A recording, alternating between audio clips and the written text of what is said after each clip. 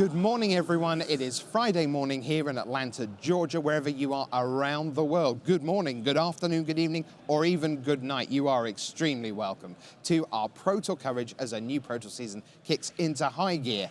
Rich Hagan, your host, alongside co-host Maria Bartholdi, Eduardo Sanchkalik, sometime pro and top 8 campaigner, and now here to give us his expert analysis, and the Pro Tour historian, Brian David Marshall. We're going to set things up over the next 15-20 minutes or so as we head towards draft. Guilds of Ravnica is the format. But first, Brian, you are the historian, and another historic chapter came to its conclusion last night. My favorite time of the year.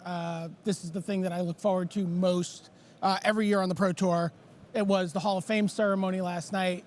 We got to induct Li Tian and Seth Manfield into the Hall of Fame. You know, 5 Pro Tour top 8s for Li Tian, 4 top 8s, and a World Championship win for Seth Manfield. A great class, very emotional speeches, great. You know, you're just reminded about this club. You know, you get to watch the best players who've ever played the game. No hyperbole there, none. The best players who've ever played the game were all in this room to celebrate them. And what was really striking to me is how much Seth seemed to connect to his young 15-year-old self, who looked up to so many of those players in the room when he started playing. And the fact that he was there among them, one of them now, you know, with the ring and in the Hall of Fame, was really kind of mind-boggling for him. And it was really a great moment. Yeah, and Seth, we all know he's a fantastic Magic player. We didn't know just how eloquent he could be. You'll get to hear his speech in full on Sunday. We're going to run through all And there was a really nice moment. We talk a lot about Li Tian's community building, right? This is something you're very well aware of, Eduardo. And he did something lovely. A lot of his teammates are on the Pro Tour and are here regularly, and in no small part due to Lee. And I believe Lee was very disappointed that Anthony Lee from Australia could not be here this weekend to celebrate it with him. He wasn't qualified. And so Li Tian went and made a full-size cardboard cutout of Anthony Lee. The life-size model. Dragging it around. He was in the playtesting house with them, apparently scaring the crap out of people sometimes. Happened. I was like coming out of the bathroom and I just see this like life-size cardboard cutout of someone. I'm like, holy. But it was really lovely. And just to see, you know, everyone has said these things about Lee, but also to see it put into action and how meaningful it was for him to have Anthony there in some way really was a great testament to his character. Top stuff. So that's the Hall of Fame ceremony. You'll hear more about that, as I say, throughout the weekend. We'll have our Hall of Famers in, have a chat with them. You'll see the ceremony, as I say, on Sunday. But here on Friday, we've got some Magic to play. Maria, what are you looking forward to today? I'm super interested, Rich, to see what the players are going to bring to the table for Standard. It's such a great Standard environment right now. It seems like there's tons of viable decks, but what are most people going to bring, and how do people metagame against each other at this tournament? Eduardo, is there a way that Standard can somehow coalesce into 2 or 3 powerhouse decks and everything else is just unplayable? Or are we truly in a really great place with Standard? Right now, it's great. You get to play 5 to 8 different archetypes, and also none of them are really defined. They're all still in flux. You don't have the best version of a Gary deck. If you're looking for that, that doesn't exist. The best version of a White Weenie deck. We looked at the Player of the Year playoff yesterday. There were 2 different versions and 2 different takes. Like, it's not just that we have so many archetypes. It's that those archetypes aren't defined. You don't know which one these players are going to bring to the table. I think the ones we're going to see rise to the top are the ones that understand how to beat the mirror match, since that's the easiest way to get an edge on the field. All right, well, that's this afternoon. But first, we've got draft. Why don't we walk through, Maria, exactly how the shape of the 3 days comes out? All right, well, of course, we're going to kick things off with draft today, 3 rounds of Guilds of Ravnica booster draft. And it's interesting because this format's been out for a little while, so it'll be really cool to see how players value different cards and different guilds within the set itself. And then, of course, rounds 4 through 8, standard constructed Swiss pairings, best of 3 matches. Saturday, we come back and do it all again, booster draft to start things off in the morning, then into standard constructed, and on Sunday, it is our top 8. Right, and of course, the first trick is to get to 4 and 4 to bring you back for day 2. Eduardo, what are they playing for? Let's take a look at the prize payout, and the headline, of course, $50,000 to the winner.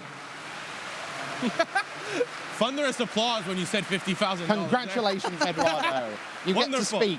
No, but like, I like to look at it even if you have a decent weekend, you get your 6-10 pro points, you're like, that 11-5 finish, something that a lot of these players are looking for. Usually that's too good for $2,000 free and invite to the next pro tour, maybe another one. But yeah, that headline, $50,000 platinum status, like that's what these players are really gunning for. All right, so let's get into Limited then, and let's walk through what are actually some fairly well-defined draft archetypes, Maria. All right, let's kick things off with Boros. There you have a look at some of the key cards, and one stands out for me here, Eduardo, is Healer's Hawk. Yeah, that card has risen in pick order very, very fast. First it was starting to wheel. Then people started going like, this is a good 6-7 pick. Now I've started seeing people take Healer's Hawk over cards like True Fire Captain, even in Boros. Wow, so where does Boros rank for you if you're sitting down those tables today? I would say Boros is going to be one of the better archetypes as we go into the field. A few people underrated, and it's still got the potential for a very strong opener. And there's 2 or 3 different ways you can draft these Boros decks. So I think you want to avoid the clunky 4-drop mid-range style, but if you start getting those key 1-drops like Healer's Hawk and aggressively take them, then you have the start of a very powerful deck. All right, let's Worth take a mentioning look. Healer's Hawk, possibly a standard breakout card this weekend as well. We might see it in round 4. Not That would be round 1, awesome. 2, and I 3. love seeing draft commons in standard. Okay, so that's Boros. Where do we go next? Dimir. Okay, so this is my favorite guild to draft, and I think a lot of people's too. Watcher in the Mist, Dimir Spybug, Deadly Visit, some of the key cards in that archetype. How do you like this one? I like it when I draft it on Arena. My personal view is like those key uncommons, Dimir Skybug, Nightveil Sprite, Disinformation Campaign. Oof, Those are like yes. some of the more key cards that make you go into Dimir. Personally, I feel that while Dimir is great, it's usually aggro tempo, or you can go full control. My view is that a lot of players are overvaluing Dimir. So while it is a playable guild and it's very powerful, I think that overvaluation is going to hurt that. Let's take a look at Golgari coming up next. And this is one that people have been saying they've started to figure out. At the beginning of the format, people didn't really know how to draft Golgari. But now, if you know how to do it, you can really get in there. Rhizome Lurcher is the key to that, in my opinion. We've got Pitiless Gorgon here, Prowl Foragers. What do you think of a Golgari, Eduardo? I think what's interesting with this slide is you see kind of all the payoffs except Gorgon. Just a team player. But Sure. What's key with the Golgari deck is not so much these payoffs, which you're hoping to get late. It's playing these kind of 19-20 creature decks with cards like Spinal Centipede, Iron Shell Beetle, these semi-spell, semi-creature cards that eventually allow you to just trade aggressively because your opponent's forced to. Portcullis fine. Yeah. Are you a Portcullis fine guy? I am. Yeah. I like it when I'm playing the Golgari deck. Yeah, and then Lurcher plays 6/6, 7/7. Right. Lurcher as a 4/4 is fine. You're looking for that 7/7 at the end of the game, the 8/8s, gaining 6 life off Foragers. That's when those cards actually become good, so you need to draft those decks with tons of creatures. All right, let's take a look at Izzet, our next guild here. And this deck can kind of be drafted in a couple of different ways, Eduardo. We see Direct Current, Crackling Drake, Leapfrog here, and this is kind of the more aggressive version, but you can also play a slower deck. Right, exactly. So Leapfrog, key part in the tempo deck. A lot of people early in the format experimented with Leapfrog, maximize velocity, maximize altitude. But Direct Current and Crackling Drake go in both. You can also have the more controlling version, Hype Off a Sizzle. For example, being a card you want in that controlling version allow you to pull ahead. If you get Chemister's Insight, that's also a good way to get into the controlling version. All right, and let's take a look at our last archetype, and this is Celestia. And this one's kind of, for me, fallen off a bit since I started drafting. What's your opinion? It's fallen off because the problem with Celestia is a kind of semi-identity crisis. And I feel that the successful Celestia decks, this is the one guild in the format where I would actually highly recommend splashing and trying to go for more of a Naya build. Something like Sumala Woodshaper, great to kind of bridge that gap. We don't see it here, but Might of the Mass is a very key card when you're trying to get a bunch of tokens. The problem with Celestia, a lot of the white cards, Boros takes. Sure. Healer's Hawk is a key card in both archetypes, and you're not going to get that card late, which is important. All right, well, we'll see how it all pans out. But in order to get the draft archetypes, we need some drafters. And Brian, we've got a very special thing coming our way this morning. What's the plan? Well, you know what? We are going to focus on Ben Stark. We are going to watch Ben Stark draft. I got a chance to talk to him last night about how he approaches this draft format. We're going to watch him draft. And then he is going to be on table A, win, lose, or draw through all 3 rounds of this draft. If he 3-0s the draft, it's a great story. We get to talk about how well he's done and how he had the exact read on the format. But if he's 0-2 and playing, He's going to be fighting for his life. His tournament life, exactly. Has anyone ever won a Pro Tour after starting 0-3? It's conceivable, but I don't think it's happened. So where there's going to be drama all the way through, and we'll see if his draft can come together. All right, so why don't we hear from the Hall of Famer, one of the living legends of draft, Ben Stark. Here with Pro Tour Hall of Famer Ben Stark. We're at the Hall of Fame dinner the night before the Pro Tour, and we're going to be doing something kind of unique with Ben this weekend here at the Pro Tour. We're going to cover his draft, but we're going to stay with him, win, lose, or draw through all 3 rounds of the draft to see how his draft plays out. We're going to talk to him about building his deck. Ben, give me a little bit of a sense of this Guilds of Ravnica draft format. Well, it's a Guilds format. I've probably done close to 100 drafts at this point. I've yet to draft a single deck that wasn't Guilds. Sometimes, 3 colors, but then you're just tying 2 Guilds together usually. I think that it revolves around the gold cards a lot. Like most gold formats, the gold cards are really powerful. You take a look at Common even, and you've got stuff like Rosemane Centaur, Artful Takedown. You got an uncommon, something like Beacon Bolt. That card is ridiculous. So, I mean, you end up with, like, a lot of the most powerful cards being gold cards for a given guild. So, what you're trying to do is see what you open, see what comes to you right away, and then hopefully draft that guild. This is not the kind of format where you stay open as long as you can. This is the kind of format where you see which powerful gold cards you're going to have access to, and then you draft around those. So when we look at you making your first pick in this draft, are we going to see you committing to a guild very early, or taking at least an attempt at a guild very early, or are you still going to try to attempt to stay open with maybe a 1-color pick? Well, it always depends what you open, of course. If I open Niv Mizzet, I'm playing Izzet. Let's not kid ourselves, you know what I mean? But if you open like Golgari Finebroker and also like Direct Current, you have an interesting choice. Because Finebroker is a better card than Direct Current. But you can only play it if you're Golgari. You can't splash it. You're just straight Golgari. You're not playing it. Whereas Direct Current goes into 2 decks, Boros and Izzet. So you're roughly twice as likely to end up getting to play your Direct Current as you are first pick Golgari Finebroker if you don't force your first pick. And forcing your first pick is fine for Niv Mizzet. It's not fine for Golgari Finebroker. So I can't really tell you what I'm going to do because it depends on exactly which 2 cards are there. But I think that there's definitely a lot of value if you can get one of the really good non-gold cards, like something like, I think, Deadly Visit, Direct Current, Luminous Bonds. If you can start out with those early, then you have 2 guilds to go into. If you start out with a gold card like Rosemane Centaur, then you only have 1. So something like Rosemane Centaur, if that comes to you in the draft, that's a strong signal and maybe tells you where you need to be? Yes, because in the guild format, you're not that worried if somebody's drafting one of your colors. If I'm drafting Boros and you're drafting Izzet, I'm going to be just fine. But if you're drafting Boros and I'm drafting Boros, I'm done. Like I'm not going to get the good, powerful Boros cards. So when you get those gold cards, 3rd, 4th, 5th pick, pack 1, even the good commons like Sky Knight, Legionnaire, Rosemane Centaur, Artful Takedown, though I don't think anyone will see that 4th or 5th pick, pack 1. But when you do see those cards like 3rd, 4th, 5th pick, they tell you that guild is open, and that's what you really want in this format. You're really a lot more concerned with which guilds you're seeing than which colors you're seeing. Okay, and then you're prepared to talk to us, win, lose, or draw all the way through this draft? Sure. I mean, I love talking. I love drafting. I love talking about draft. Works for everybody, right? All right. Pro Tour Hall of Famer Ben Stark, good games in this draft. Thanks. All right, great stuff. So the players behind me, you can hear it's getting very quiet in the room here. So our feature pod is getting ready to go. Let's show you the table. And the big news is, remember this is completely random where players sit. You've got Adam Fox, one of 2 Adam Foxes in the field, in fact. Richard, as we head round. Now that is Luis Salvato, your player of the year, coming into view. Who is he passing to?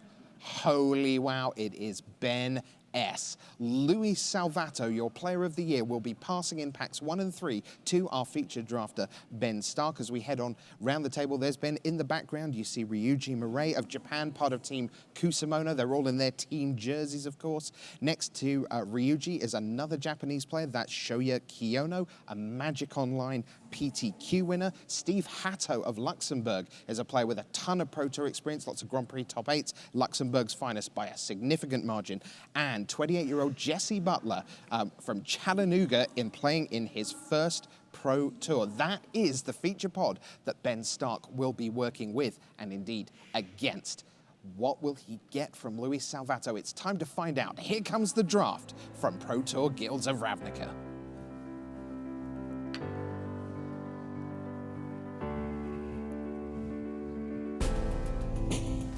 Hello there, welcome back to the booth here at Pro Tour Guilds of Ravnica. I'm Marshall Sutcliffe, this is Paul Cheon, and it is our distinct pleasure to bring you coverage of the booster draft here on day number 1. As we mentioned at the news desk, we're going to be watching one of the best limited players in our game, Ben Stark. We're going to watch him draft and do all of his rounds. We're going to tell you the story of this draft, and you know, some drafts go well, sometimes they don't. We're going to see how a pro player copes with it. Let's take a look at the table to see kind of who's sitting around. You got a chance to see the video of it, but just from a top-down perspective, Luis Salvato, our player of the year, sitting directly to Ben's right-hand side, and then you see Steve Hatto, also a name that we see out here at the Pro Tour quite often. And this is a fairly typical table for day one, you know, kind of mixed. You know, you'll see some names you recognize, some names that you don't. Yeah, this is just a common thing. You know, oftentimes you kind of try to pinpoint how many people you can recognize as kind of the goal of Plant Pros, and the lower there are, the happier you kind of are.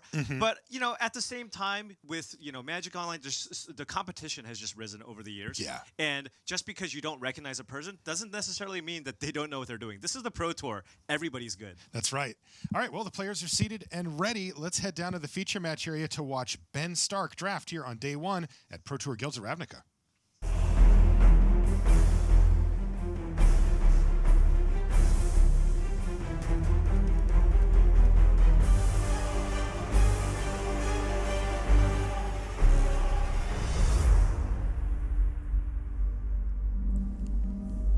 Hello and welcome back to coverage here at Pro Tour Guilds of Ravnica. I'm Marshall Sutcliffe in the booth with Paul Cheon, and it is that time for draft number 1. We're going to be watching none other than Ben Stark. He is well known for his limited prowess in our game. He's considered one of the game's best limited players and limited minds. He loves talking about limited. He loves playing limited. Anytime he can get his hands on a booster draft, he's in. And these, of course, are the most important ones, the ones at the Pro Tour. And this is how he's going to kick off his Pro Tour here, Paul. He's going to be starting with Pack 1, Pick 1 right now to see how things go in round 1 through 3 of the Pro Tour. Let's see. Yeah, if there's a player that you can learn a lot from, it is Ben Stark. I've had the opportunity to just watch. He's got an Amara, and I also saw that was a disinformation campaign. Yeah, and a Deadweight too, Paul. Wow, and a Night Veil Sprite. So a lot of great cards. That's just kind of like when you ask about whether or not what the perfect Dimir deck is.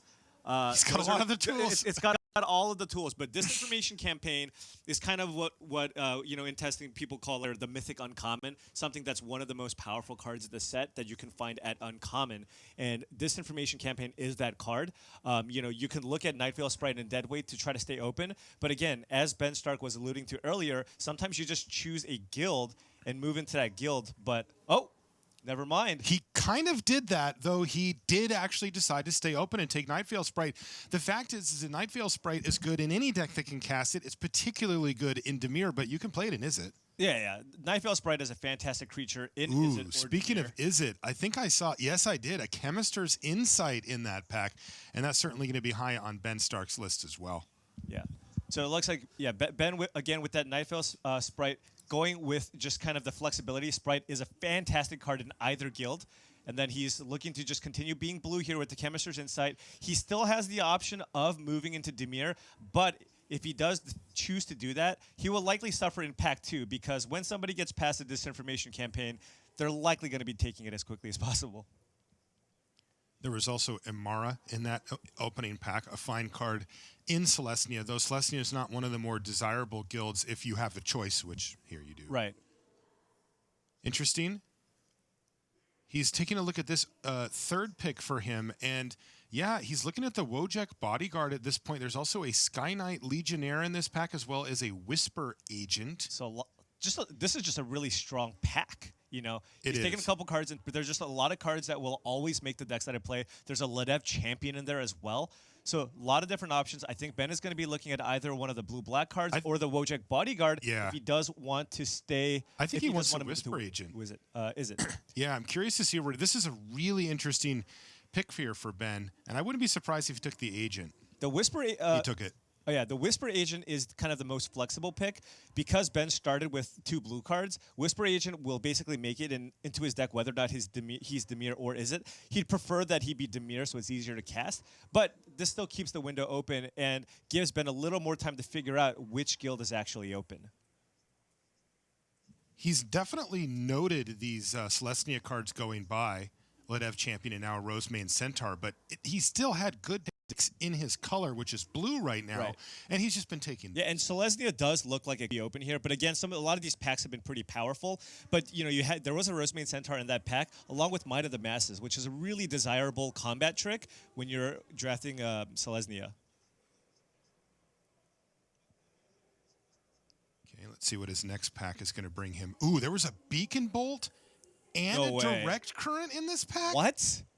That is absurd. Beacon Bolt is one of the best uncommons in the format. What the? And, I mean, this is that sign. You need to take that Beacon Bolt and move in. It is just a better version of Direct Current. This allows you to deal with a lot of those gigantic creatures that both Golgari and Selesnya can play. Helps you deal with Siege Worms, Giant Rhizome Lurchers.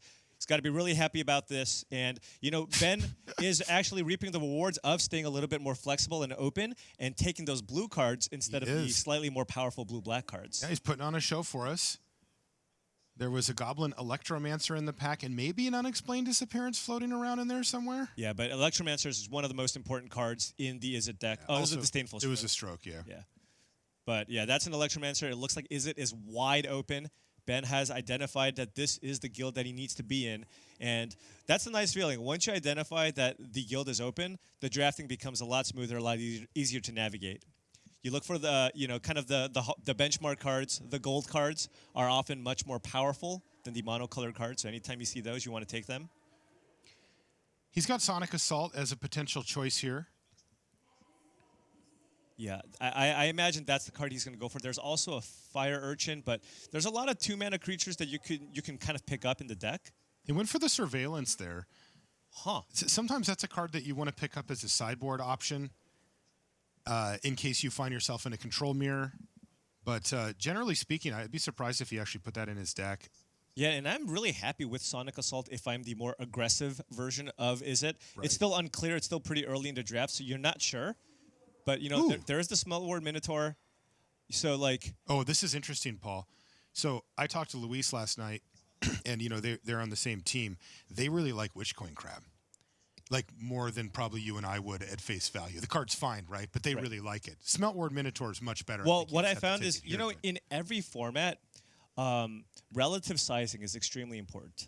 So in some formats... You know, a 3/3 is very good because it's a format full of, you know, 2/2 creatures, right? In this format, one of the best removal spells is Artful Takedown, which gives creatures -2/-4. So 5 toughness is really where you want to be, which is why cards like Wishcoin Crab and even Dowser of Lights has really risen in value because a lot of the removal spells just can't kill them. He just wheeled the Leapfrog there, so things looking good for him so far. He's deciding between Barging Sergeant, which is a card that I think that they value, you know, reasonably highly here for the for this type of archetype, even though it's generally not considered a very good card. Yeah. So now at this point, there's a Devious Cover-Up. There's also Demir Guildgate if you wanted to splash. It is tempting, especially if you get, you know, cards like Price of Fame or Artful Takedown. If you see that as options later, you could move into that. But, you know, Cover-Up is a fine option if you're looking to maybe sideboard that in slower matchups. Is it Locket?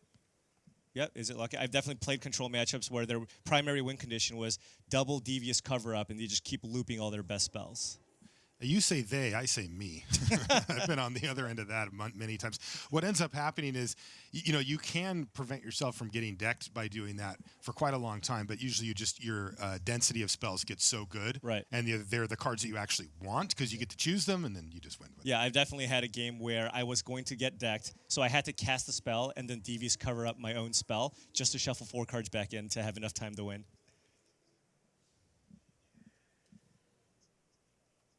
So one thing that I'm noticing about Ben Stark's deck currently is that he does have a lot of pretty solid blue-red creatures, but he is a little bit short on spells.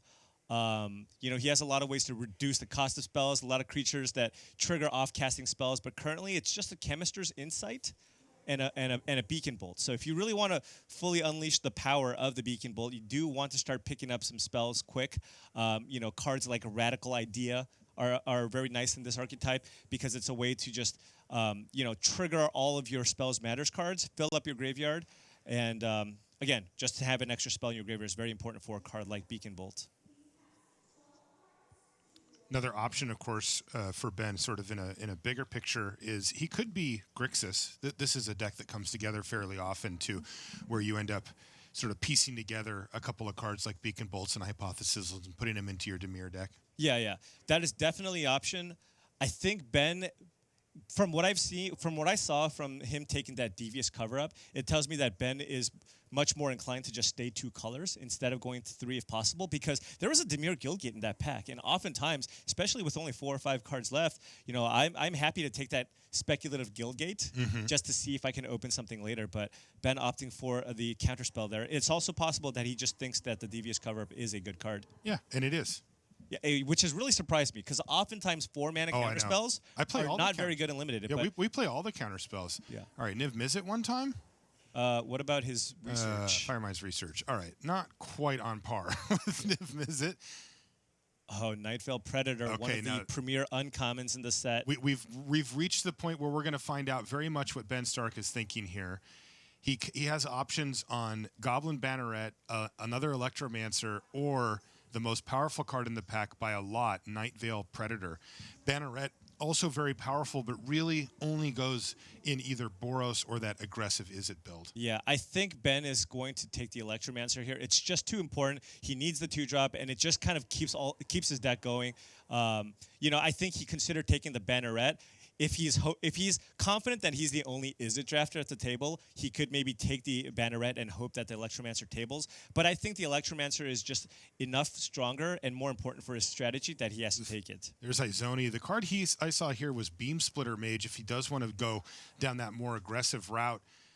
You know, with the Izzet deck. Otherwise, he could take, well, there's a few options. He could take a Sonic Assault. There's also another Disdainful Stroke in this pack that he may decide on. Not the most exciting pack 2. Right. But, I mean, he's going to get a play out of this pack. You know, there is that Legion Guildmage and Izoni. Very, very powerful cards. Izoni is basically one of the best Golgari cards, Golgari bombs that you can have. And kind of one of the reasons to move into Golgari. Golgari is definitely considered one of the weaker guilds when you're drafting. So you really want to make sure that it's wide open for you to move in. But if you do, the payoffs are very, very strong at uncommon and rare. So he takes a Sonic Assault, which really does fit in the game plan. Look at this pack. I'm sure everybody's thinking what could have been. There was a Dimir Spybug. Conclave. There was a Nightveil Predator. There was a Disinformation Campaign. But, you know, again, Ben picking up a 3rd copy of the Electromancer. So now if he just starts picking up a bunch of spells, Ben can have some really explosive turns. Yeah, and he took the Sonic Assault out of the last pack. So he's definitely in a position to start charging up his Beacon Bolt like you talked about before. Buying himself some time, getting this for some damage. Now, one card that he's really missing here is Piston Fist Cyclops. Like that is, he wants to have multiples of those if he can, and so far he has 0. Right. That's a Sky Knight Legionnaire. He can take the cover up here or another Whisper Agent. I think he's going to take Whisper Agent. Those are going to be his Piston Fist Cyclops kind of in a pinch, but doesn't quite. You know, it's better in some ways, but worse in others. I think, you know, if Ben can. You know, at this point, Ben might want to also prioritize some mana fixing. Whisper Agent, while good, keep in mind it is still double blue in his Izzet deck. No, it's mana fixing.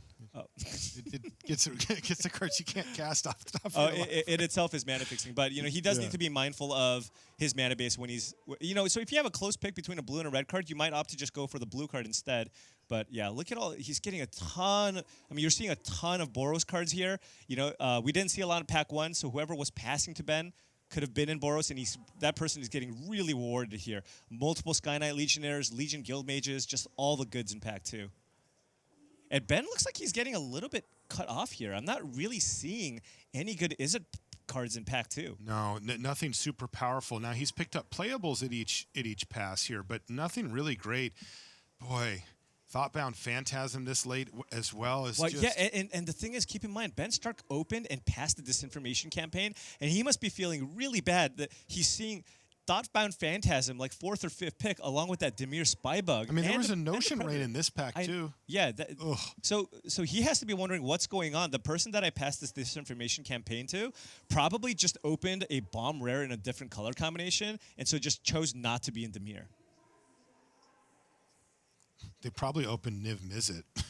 right? Yeah, very, very popular. There's a House Guild Mage in this pack as well. Oh my. So Dimir and Boros wide open from the other side, and yeah, this is not Paul, going well. you may need to take over for me for a few minutes. I need a minute. This is right. You can see some of that frustration on Ben's face.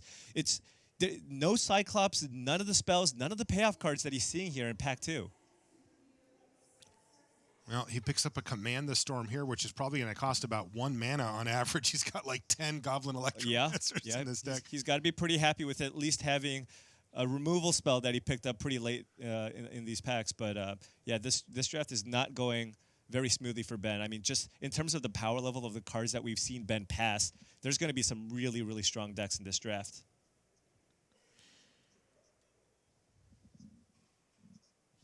And I don't think he has enough spells for the research. Maybe he just, I thought he would take the Guild Gate here.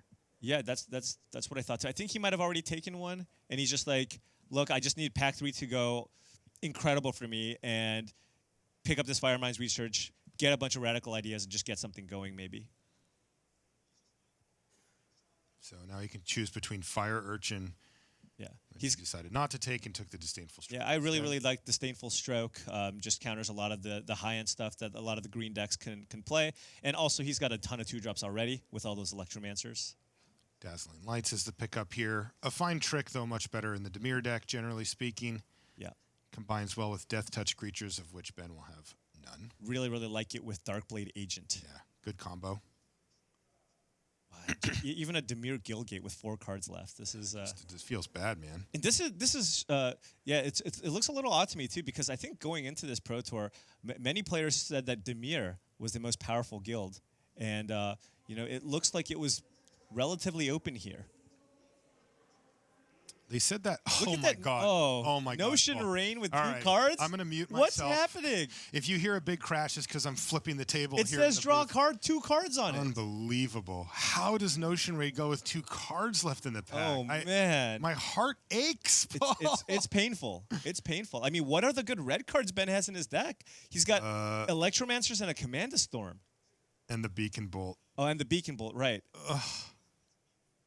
How did he get so cut off after having Beacon Bolt pass to him? I don't understand. Like, there's just no Izzet card that's better than Beacon Bolt for the most part. Pick 5, right? Unbelievable. Well, Pack 3 should be good. Right? Yeah.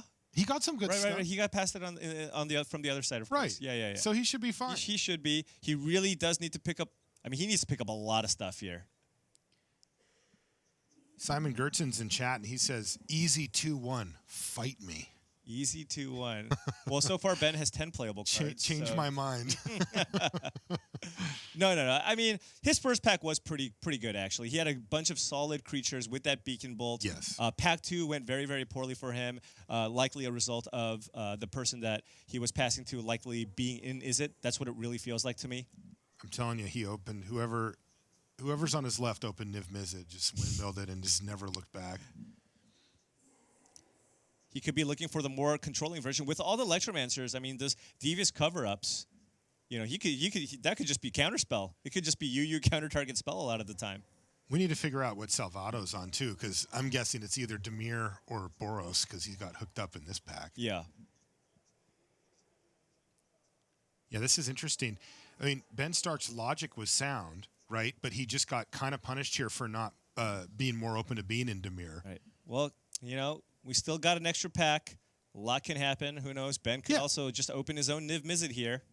Ooh, I like that idea. Let's do that. Or Crackling Drake. Crackling Drake would be great. Heck, a wee Dragonauts or a Piston Fist Cyclops would be a welcome addition to a deck like this. But let's think big. Niv Mizzet. What about Underrealm Lich? The card's a very strong magic card, but not for his deck. And it looks like he's going to pick up a City Watch Sphinx, which is fine. Yeah, good card. It's a fine card. But Underrealm Lich, Deadly Visit, Justice Strike. There's a ton of It's the fourth best card in the pack. Right.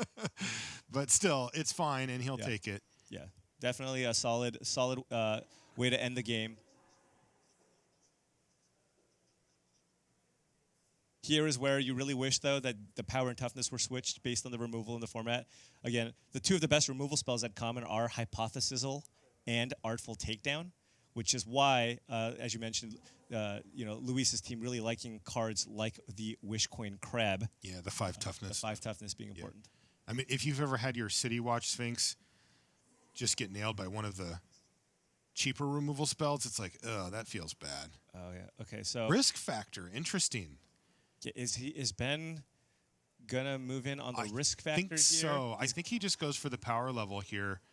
He needs spells too. Yeah, that's the problem. Is that his electrostatic field at this point isn't actually going off for him. Yeah. And the 5th Electromancer or whatever it is doesn't have as high of a value. Plus, he could even potentially wheel it. Risk factor, if he feels like he can do the is it thing where he can pile on a bunch of damage, is a really nice card to have. If he's fully in the control version of is it, then it would go down a bit. Okay, Yeah, so he he's feels moving like he into needs control. it. Yeah. Okay. Tough here. I like being in a position where I feel good about taking risk factor there, and he's just not. No. Wow, that's an Assure Assemble. Very, very strong Selesnya card. And wow. And there is a Sonic Assault. Otherwise, it's Brick City here for Ben Stark. Right. And Sonic Assault would have gone really well with that risk factor that Ben Stark had. But, I mean, it looks like it is really the only option for him in this pack outside of the Izzet Guildgate. There's also a Sure Strike if he was in the market for a combat trick. Yeah, he didn't end up taking the Beam Splitter Mage, so it's less exciting, I guess. Yeah. Also, he's still seen 0 Piston Fist Cyclops in this draft. Right. There just hasn't even been one put in front of him. And this is a card that you hope to pick up in his deck in multiples. I mean, you want 2, 3, you'd play 4 of them easy. A lot of bar. Ooh, Beacon Bolt number 2. Hello, my friend. Hopefully he has enough spells, because you know what other cards he doesn't have are the ones that you mentioned, like Radical ID and stuff. He hasn't picked up any of those yet. He does have a good amount of Surveil cards that could also help just if he wants to put some of these jumpstart cards in his graveyard that would fill up his yard. And yeah, there have been a lot of Sonic Assaults going around, so he might be able to pick up another one of those throughout the draft. But yeah, Radical Idea is definitely one of those cards that you kind of get later on in the draft. Nobody really takes it highly unless you're, it's like a 23rd card in a Dimir deck and, one of the important cards in the Izzet aggro deck or control deck, actually. Another Whisper Agent is an option for Ben here. There is a Wishcoin Crab, a Sure Strike, and a Book Devourer at the back. Just on power level, again, I think Whisper Agent is where he wants to be. He already has multiple copies of Devious Cover-Up, so those have gone down a lot in value for him. Yeah, Whisper Agent is just very, very strong. You know what's funny about this is, often we've had cards like this before where it's just like 3 mana, 3/2 flash. It's all right, but just the addition of having that Surveil 1 has just like drastically changed the power level of this card. Yeah, it has synergies with other cards in the set. Ooh, there we go, Inescapable Blaze. Oh yeah, it's got to be a really nice happy finisher about that. here for Ben. Again, he's going to benefit from that having been have its costs pretty significantly reduced as well, and it's just a good way to finish the game. Yeah, that with some Sonic Assaults, get in for some chip damage here and there, and yeah, the Blaze is a nice way to finish off. It also is just an excellent feeling when you're playing against another blue deck, and they're at 6, and you're like, can't do anything, sorry. Very good against Dimir. All right, Also, he has the Devious Cover-Ups to shuffle it back. Electromancer number 17 here for Ben Stark. Yeah, indeed. There's that Notion Rain just laughing at us. And he's going to go ahead and take it here.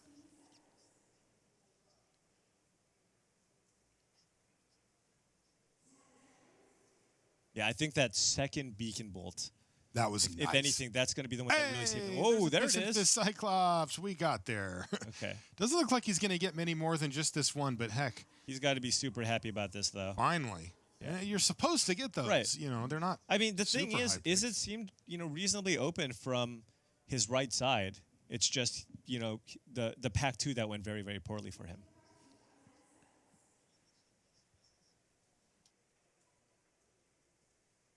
I'm still slightly concerned that Ben's creature count seems really high relative to spells, and when you're drafting the Izzet deck, you really do want at least 10 spells in your deck to kind of get all those cards going. I think his deck came around just enough here, though, in the third pack, don't you? Yeah. Again, that second Beacon Bolt, getting that late Cyclops, all of those are going to add up. So, don't know that he needs another 2-drop here, but his deck doesn't necessarily look like a maximized velocity altitude deck either. Agreed. Yeah, it's nice to have a spell, but boy, if that spell's not doing anything, then no good. And by the way, mana fixing all cleaned up here. He's picked up a couple of dual lands here in the last pack as well, so he's going to be fine as far as that goes. I want to remind you as we wind down pack number 3 that we're going to be watching Ben Stark play all of his matches in the feature match area after this. So we get a real storyline here. We get to see what this deck can do, and if he falters, we'll stick with him, and if he wins, we'll stick with him, and we'll get to kind of tell the tale of this draft. I'm excited for this. Yeah, definitely. Ben really likes these enhanced surveillance. I mean, he's got this nice plan B of devious cover-ups and enhanced surveillances against control. Just mill you. Yeah. just wait you out, basically. Yeah, because he doesn't have really any ways to actually get cards into your graveyard. Inescapable Blaze You, counter your thing, shuffle it back in. Inescapable Blaze You. Game plan acquired. I'm telling you, that's real. Only will work, of course, against the slowest of decks. But still, this did end up coming around for Ben here. He's got a serviceable Izzet deck in his hands, even if he will have to kind of scratch his head at pack 2 and how mediocre power level stuff coming to him, but really good stuff coming through him into from other guilds. Yeah. I mean, again, we saw a lot of good Boros cards going in. And, I mean, whoever ended up being the Dimir player, because, Dimir is deep enough where it can't support multiple players. Sure. But it looks to me that, I know oftentimes draft is self-correcting, so you will have 3 players drafting Dimir, and they'll all have okay decks. This felt like one of those drafts where it felt like maybe there are only 2 Dimir drafters, and both just have great decks. Yeah, I mean, it was like a fountain of Dimir cards coming from Ben Stark. Ocean Range, just going nearly through. Last pick. I mean, think about it. In the first pack, he shipped away a disinformation campaign, and in the second pack, it was Night Veiled Predator going the other direction. Right. Like, people around him are like, what is going on there was here? a Spy Bug and a Thoughtbound Phantasm. Just so many of the payoff cards were just passed in both directions. Yeah, so. my heart still aches at least just a little bit. Well, Ben has a plan for that matchup, though. He's got the triple devious cover-up with the enhanced surveillance to shuffle things back in. He is not going to get decks. So maybe he just wants to play against those slow Dimir decks, because I think he might struggle against the very aggressive Boros decks. Yeah, and it is important to remember that at the Pro Tour here, we play in pod. If you're used to playing on Magic Online or on Magic Arena, you get paired up against people that were from a different draft. Here, you can look around the table when you sit down to draft and say, I'm playing against these players, right? Now, there's only 3 rounds of the draft, so you don't know which ones, but you might know a lot about what your opponents are doing based on what you've passed, especially if you end up playing against somebody who is sitting directly next to you. Yeah. It's one of the it's a lot different than when you're playing drafting leagues or whatever.